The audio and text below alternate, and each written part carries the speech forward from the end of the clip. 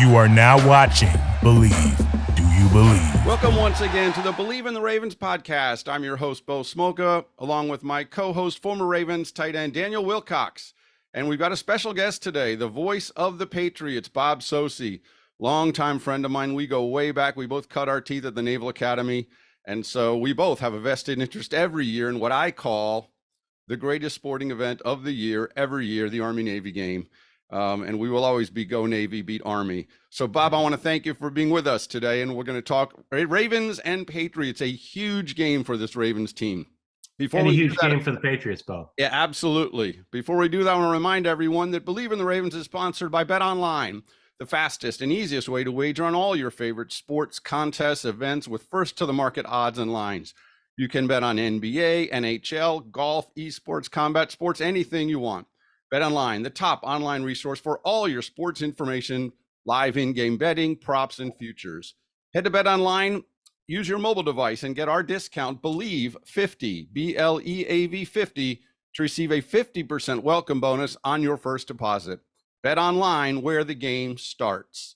This game this weekend, you mentioned it, Bob, it's a big one for the Patriots, home opener. It is a huge game for the Ravens, coming off what happened to them this past week. They blow a 21-point fourth quarter lead in a way that you will almost never see. And Daniel and I talked earlier this week, that has not happened in the NFL in 12 years that a team has lost a 21-point lead in the fourth quarter. So this Ravens team has to figure out a way to regroup. But let's talk Patriots. Bob, we're here to talk about the Patriots. And when you look at this Patriots team, they're 1-1. They scored 7 points against Miami. They scored, 17 against Pittsburgh. From down here in Baltimore, a lot of the talk is, what's this deal with the Patriots offense? This is not the offense we're used to seeing, so I know it's Mac Jones. Let's get a scouting report on Mac Jones, Bob, and tell me also, what isn't working with this offense right now? Bo, the talk in New England is what's the deal with the Patriots offense? And, it has been non-quarterback centric for most of the offseason and even the early part of this season through week one, because the Patriots, with Josh McDaniels going to Las Vegas and taking several offensive assistants with him, really made a major departure from their offense of the past. And McDaniels' system, a system that he evolved with Tom Brady, of course, in his nearly 2 decades as offensive coordinator, 18 years on the staff here. And Brady, of course, 2 decades as the quarterback of the Patriots. Bill Belichick wanted to streamline the offense, which made a lot of sense. It's been an offense through the years that, as it's gotten more complicated for players, has become tougher to grasp for veterans in free agency and for young players. And so the Patriots have not had a big hit rate when it comes to wide receivers. So that being said, Belichick made the decision to change the offense a bit, but then he made the unconventional choice of appointing Matt Patricia and Joe Judge. Patricia had coached 1 year on the offensive line for the Pats as an understudy before, of course, shifting to defense as his focus and then becoming head coach of the Lions. Judge had been the special teams coordinator for the Patriots, goes to the Giants, and with a less than innovative offense in his 2 years in New York, comes back to New England, and he's the quarterback's coach, while Patricia's the offensive line coach and senior football advisor and the de facto play caller, if you will, for this team, with Belichick getting more involved in the offense. And it just has not, been an offense that's functioned well in practices or in preseason games, and certainly not in the regular season thus far. They tried to implement a lot more zone running concepts in the summer, and they really struggled toward that end. They didn't have a lot of cohesiveness on the offensive line. Finally got the group of 5 back together, but they switched Trent Brown from right tackle to left tackle, moving Isaiah Wynn from left tackle to right tackle. They've gone through some growing pains.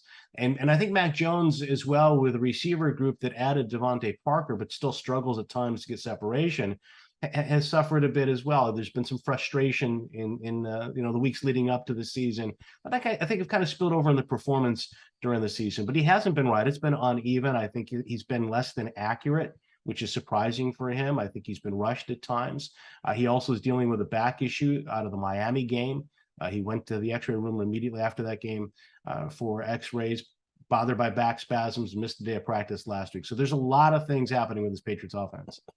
Daniel Wilcox, this Ravens defense, we talked about how they had to be shell-shocked with what happened giving up all those long touchdowns, losing a 21-point fourth quarter lead. How does the Ravens defense, especially the secondary, regroup after that? Blitz a lot. They don't have any pass rushers. That's the problem. There's no pass rushers. You got to cut the guys loose a little bit too, man. You know, we haven't been rushing a lot of guys lately. We were only really sending 3, sending 4 most of the time, and then every now and then we'll send a blitz. And they're picking up most of the blitzes we're sending. The thing I remember most about a Rex Ryan defense is that they did a lot of overload stuff. So they will put 4 or 5 guys on one side of the ball, and then only 3 of those guys was rushed, but the tackles would be so confused on who to block that they would miss guys. Guys would come scot-free, and they would get to the quarterback all the time, and they would drop the rest of those guys back in coverage. Nowadays, everything is it looks a little bit more vanilla to me, where everything looks like a true 3-4. It's not as much movement, a bunch of guys standing around, because I mean, literally the whole D-line will be in a 2-point stance, and you wouldn't know who's up, who's down, who's the big guy, who's the small guy, who's supposed to pick up who, and you literally got to communicate so well that you know exactly who's blocking who before the ball snap. And then once the ball snap, half of those guys drop out, and only 2 or 3 of them come, and now you're confused on which ones to grab because you thought you was going to block somebody else. That confusion that Rex Ryan used to cause became so famous and such a part of the Baltimore defense. I think some of that stuff definitely needs to come back. The communication in the secondary has absolutely been reckless, you know, as of lately, which is very important, man. You can't have miscommunications in the secondary. Everybody got to be on the same page, which is kind of weird because most of that stuff is hand signals. You know, you don't have a lot of time to kind of scream and yell. So you can just, you know, you usually throw a fist pump up or you got an X thing or something, or you grabbing your wrist, like, you know, lock up, like everybody got 1 or 0 or whatever it may be. So it's kind of weird to see them have as many communication issues as they did last week. They definitely got to get back to playing Baltimore Raven football, which is physical, fast-paced football. And we're gonna take advantage of every opportunity you get as far as turnovers concerned. We're gonna call some of our own. We're gonna be disruptive in the pass game. We're gonna make every single throw that you throw to the receivers be contested, and then we're gonna be in the quarterback face disrupting time and all that type of stuff as well, which I think is important this week because I think Mac Jones is kind of in a situation right now mentally where he's actually trying to force things, you know, down the field instead of taking what he gets underneath. A lot of times he's missing a lot of, you know, dinks and dunks. And I think that's what Tom Brady had been so good at. You know, that's what I think they're really missing, just being patient, taking what they give you and just take those underneath routes and those underneath balls to the receivers, the tight ends, and those short routes real quick. If it's open now, get it to him now. Don't try to extend the play and try to throw the ball downfield. And I think he's forcing a lot of throws right now. It's funny we talked about. Go ahead. I just want to quickly add. I mean, it's funny because in the preseason opener, Wick Martindale for the Giants blitzed a lot, and that surprised and I think upset the Patriots a bit. And then in week 1, Josh Boyer for the Dolphins blitzed, and of course, the turning point in that game was the strip sack of Jones on a safety blitz from. It was timed perfectly by Brandon Jones from the Dolphins secondary, and the Patriots suffered some really significant missed assignments. Miscommunication on the offensive line and with their blocking because of the pressure that Miami brought from that second level specifically.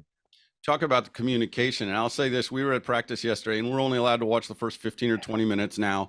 And then as we're walking in, usually by the time we're walking off the field, the offense has started to start their install. The defense has started to start their install, but we're not allowed to really watch that. But as we walked in yesterday, the secondary specifically seemed so loud in their communication. And right. And we Marcus Williams spoke after practice. We asked him, I said, was there an emphasis here to be loud in communicating this? And he said no. He said, well, we always communicate like that. I beg to differ. I mean, I've been out a lot of practice. I have not heard that kind of yelling in the secondary. You can tell, I think, that communication is absolutely a priority this week. You talked about the pass rush and getting to the quarterback, Daniel. Here's the problem I think the Ravens have to deal with is right now they're just thin at outside linebacker. They set their roster up this way. It's opened them to scrutiny. And right now they really only have Odafe Owe and Justin Houston. Odafe Owe I expected a huge year from him, and it's only 2 weeks in, but he's been quiet. And I asked John Harbaugh Monday, I said, what's the story with Odafe Owe? I mean, are they doubling him? Is he getting chipped? When you watch him on film again, what are you seeing from him? And he basically bluntly said he just has to play better. So he's obviously not pleased with it. But again, they're not. Justin Houston's 33 years old and he's playing 2/3 of the snaps. And I just think he's wearing down. I just think by the fourth quarter, those guys are gassed, but they're not rotating in 4 and 5 edge rushers because they don't have 4 and 5 edge rushers. And I think that's a significant issue. So we will see if they can communicate on defense and get the blitz pressure would be big. All right, let's talk about what everyone was going to talk about, Bob Socci. How do you stop Lamar Jackson? Everyone tries to do it. The Ravens 2 years ago, it was 2019, the Patriots came down here with a plan to stop Lamar Jackson on a Sunday night or Monday night game, I believe it was, and then the Ravens ran them out of the building. Then they went up to New England and they played in a monsoon and the Patriots won. It's worth noting the Baltimore Ravens have never won a regular season game in Foxborough. They are 0-6. Of course, they've won a couple playoff games up there, including the AFC Championship game to get to the Super Bowl. John Harbaugh is 0-4 up there as a regular season coach. He's 2-6 overall, but they went up there in the monsoon, Jackson's second year, and lost. So if you're Bill Belichick, if you're that defensive staff, what's the plan against Lamar Jackson? Well, I think you're going to see the Patriots employ a lot of their safeties, as they have typically done the last couple of years. Their big nickel, big dime packages. Now, a couple of years ago, I think one of the players who helped to set a tone early in that game was Kyle Duggar. The Ravens, I think, on the opening possession of the ball near midfield, and he comes up and he takes out Nick Boyle, who's trying to block him, and brings down Mark Ingram right away. And that was after Ingram and Lamar had shredded the Pats for over 100 yards in a 200-yard plus rushing performance for the Ravens in that 2019 game. And Duggar, I think, finished with a dozen tackles. He may not be available this week. He left the game in Pittsburgh because of a knee injury, did not play in the second half, and he did not practice on Wednesday. That'll be a big blow to the Pats, but I think Jabril Peppers is probably the likely next man up. But as far as stopping the Ravens and controlling them, and there's so many issues, as you guys well know. It seems like the Ravens have kind of recommitted to the multiple tight ends and the big packages there, which presented a lot of problems against the Patriots, if I recall, in 2019, with at times, I think, 2 or 3 tight ends on the field, plus the fullback Ricard. And then you got to deal with speed like the Ravens have at wide receiver with Bateman. And they had a tough time, with the Dolphins receivers in some key spots. There was the 42-yard catch and run by Jalen Waddle before the first half ended in the season opener for the Patriots. That was one of those back-breaking plays, along with that aforementioned strip sack. So I think the Patriots, are going to have they've been better against the run so far through 2 games. But they're going to be tested in a way they haven't been tested through 2 games. And they have been at times porous against the run the last couple of years. So I think that, it's going to be interesting to see how Belichick tries to, support the defense, from that standpoint up front and do it with more safeties, if you will, than linebackers. They just don't have the bodies at linebackers. There's no Dante Hightower like there used to be. There's no Kyle Van Noy. Jamie Collins came back on a visit, but he's not on the roster yet for a 4th tour with the Patriots. So it's going to be interesting to see how they try to stop the Ravens in this game. And I think Lamar's a much better passer than he was in 2019. I think that's true, but the Ravens have to figure out their run game. Their run game right now is a mess. I mean, they're just, other than Lamar Jackson, they are not running the ball. Their running backs, their 3 running backs in the Miami game had 14 carries for 28 yards. They were consistently stuffed in short yardage situations. The offensive line has pass blocked well, but has not run blocked particularly well. So they've got to get that run game figured out. They may get J.K. Dobbins back this week. We will see. I thought he might be back last week because he practiced in full, but they've been cautious with him, and we're still waiting to see J.K. Dobbins. If he comes back, he should add something for sure, but will he be 100%? Will the run blocking be any better? Those are all things to wonder about. Let me ask you about our old friend Matthew Judon. How has he looked, and what do the Ravens have to worry about with him?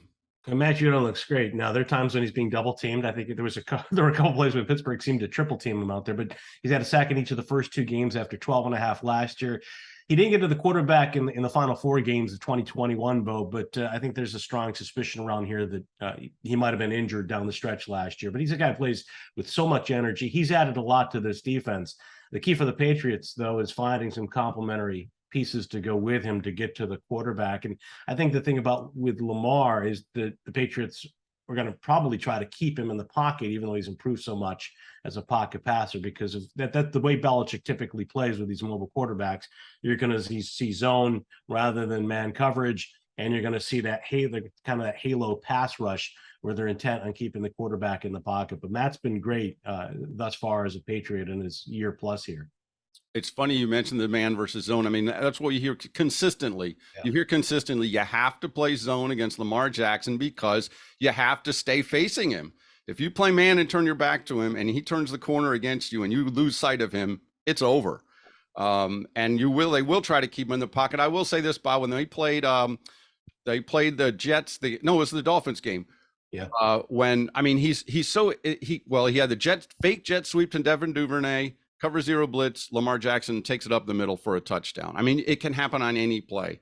And he has a play where it looks like he's sacked. I mean, it looks like he is sacked. That Jets game, they had him dead, and he wiggles out of it and turns into an 8-yard gain on 3rd and 8. And I think I say this to people all the time: if you're the Patriots, if you're the Bengals, if you're the Bills, whoever, you can take your fastest guy and try to pretend he's Lamar Jackson. But when that happens and he improvises, there is no way to plan for what Lamar Jackson does improvising. I think it's so frustrating for a defense. You think they got the guy bottled up, and then he's 15 yards down the field. You don't even know what happened.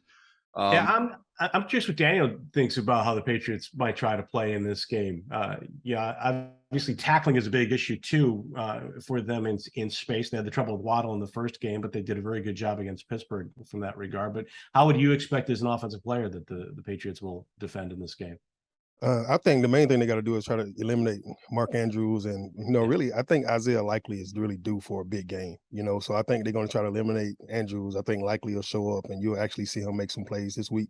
And I think the receivers, everybody was really like, "Hey, what are the Ravens going to do about receivers?" And I think they got receivers. I don't think that's an issue at all. And I think you're seeing that the first 2 weeks. So I definitely think they're going to try to take away Bateman, because he's really the deep threat downfield. You take him away, and then you take away Mark Andrews. They don't have a running game at all right now. Contain Lamar, and then that I think it kind of self-explanatory, kind of takes care of himself. The thing is, I think we're relying too much on Lamar's legs when we're in the running game, and I just don't think you should put him in those situations, right? Because he's really your only guy that's explosive that you got right now in the backfield. You got to get Mike Davis more involved, and you just got to find ways to spread the Patriots out on offense. The Ravens have to spread the Patriots out. They're doing everything, like you were saying earlier, Bob. I think you was 100% right. They kind of went back to the heavy package a lot with the 3 tight ends on the field and that snug alignment, that bunch alignment, that tight bunch, and it brings everybody inside the box. So people are loading up the box on the Ravens right now, trying to prevent Lamar from getting out. And we're not taking advantage enough of the actual pass, because when you got 9 guys in the box to try to stop the run, and you only really got one person that's a true threat, then that means everybody's focusing on Lamar. So at that point, you got to use that, even in the tight bunch situation, those snug packages, use the receivers that you have, because Mark Andrews, Isaiah Likely, those guys, even Nick Boyle, are all receiving threats. Pull them in tight and then throw the ball still, instead of trying to run it up so much.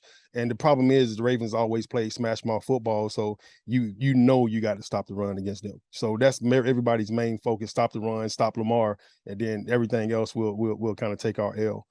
But I think Matthew Judon has been doing a phenomenal job, this year. And the thing I think he got to do better, just from my standpoint, is just keeping his motor high at all times. And I think sometimes he's taking plays off because of the fact that he's getting those double team threats. As soon as he get a one-on-one threat, he's 100 miles per hour, and he's lights out. And that's when he get his sacks and he gets in front of the quarterback face. But every time he get 1 or 2 guys come over there, but he don't want no parts of that. He just kind of take the play off.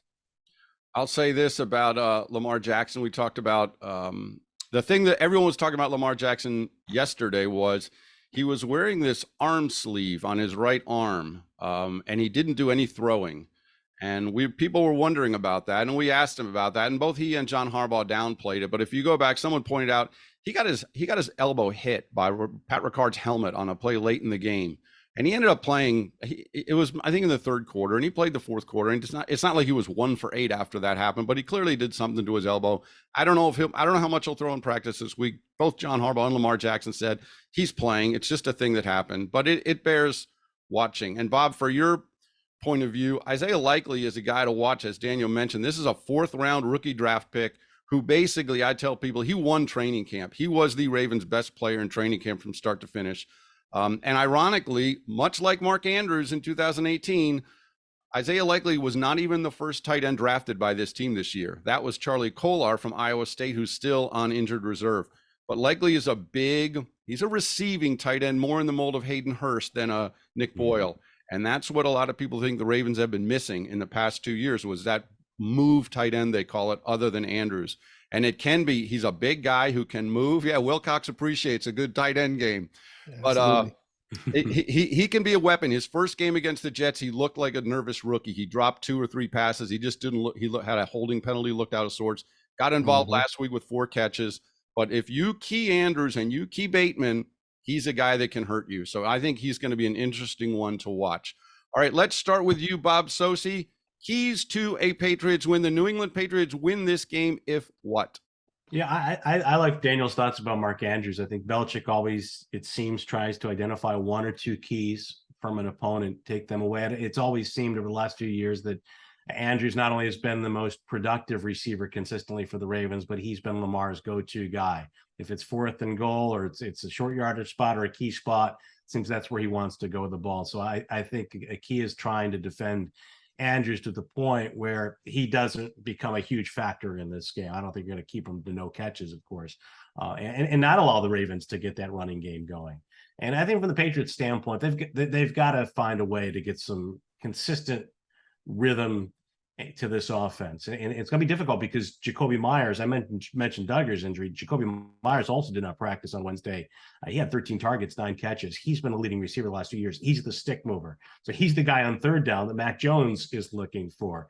But I think they have to be, an offense that is able to avoid the turnovers, the silly mistakes that have hurt them, a false start in the red zone, a delay a game in the red zone, things that force them to back up and settle for field goals or ended drives with punts thus far through 2 games, and get out to a good start offensively to kind of build on the finish. They ran out the clock against Pittsburgh, 6.5 minutes. They ran the clock out with Damian Harris and Ramondre Stevenson. And I think it was the first time in 2 games you got a sense, okay, this offense has something going now. And they felt good about themselves, I think, because of the finish to that Pittsburgh game. Now they have to sustain it.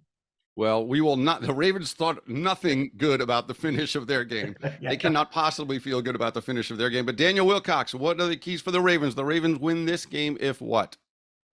I think it's going to come down to the same thing as last week. The defense showing up and being Baltimore Ravens defense that they've always been. The defense has never been a factor in Baltimore. All of a sudden, it's a factor. Everybody's scratching their head like, what the heck is going on the defense side of the ball? Defense has always been top 5 in the country every single year for as long as I can remember. And if they did have an off year, it was because it was injuries or some weird stuff going on inside the facilities. But I just think, getting the defense squared away is huge. They got to continue to create turnovers. They missed a couple of turnovers they should have had last week. I think if they can get Mac Jones to force those throws down the field and create some turnovers and stuff down the field and return 1 or 2 of those for touchdowns, I think that'll be huge for the Ravens this week. I'm going to key everything on the defensive side of the ball. I'm going to believe that Lamar has now transitioned to a seasoned veteran, and you're going to get consistency from him week in, week out. He's going to control the offense. He's going to control the ball. He's going to not turn the ball over, and he's going to continuously put them in good situations and opportunities and present an opportunity for them to win every week. Cardinal rule of thumb, Bo, when I was a Raven, Ray Lewis used to say this every single week: Willie, we're going to keep them underneath 21. All y'all got to do is score 3 touchdowns. So Ravens defense, you always keep teams under 21, no 100-yard rushers, and that's going to be hard this week because they got Harrison Company. Them boys, they playing the ball really, really well right now. And their line, I think, is doing a phenomenal job. So, but I believe the defense is the key, and then how Lamar Jackson controls the clock and keeps the defense off the field and keep them fresh. The Ravens offense had 31 points, and they had another 7 on special teams with a kick return. That Ravens offense was absolutely firing on all cylinders for 3 explosive quarters. They were dominating the Dolphins. And you look at those numbers Lamar Jackson put up. He had a perfect passer rating at halftime. He finished at like 142. He had a 79-yard touchdown run. You look at the numbers, and there's no possible way that team lost that game. I mean, no possible way they lost the game. But the defense gave up 6 touchdowns, Bo. Well, that's why that is the way you lose the game. And they couldn't get a first down late in the game. They had 4th and 1 and went for it and couldn't get it. But we'll also be we'll have to watch this week the Ravens secondary injury situation. Marlon Humphrey didn't practice Wednesday. He basically left that game and was not on the field for the key moments of that Dolphins comeback. Marcus Peters didn't practice yesterday either, although I don't think he's dealing with something quite as big as Humphrey. I mean, Peters just came back for the first time. So the secondary is not going to be at 100% no matter what. But I cannot overstate the importance of this game for this Ravens team. John Harbaugh said after the game against the Dolphins, how we respond to this is going to dictate what our season looks like. And they have this game, then they have Buffalo, and then they have Cincinnati. This is this 3-week crucible for them. And if it goes south, then this season can unravel. And yet if they win this week in New England, people are going to all's well again. I mean, it's crazy how they talk about a week-to-week league. And I know, Bob, you said this is a huge week for the Patriots too. It is a home opener, right? So people will be in full throat in Foxborough for this one, I am sure. And I know that the Patriots also see it as a huge game. But we're looking forward to it. It'll be the Ravens at the Patriots.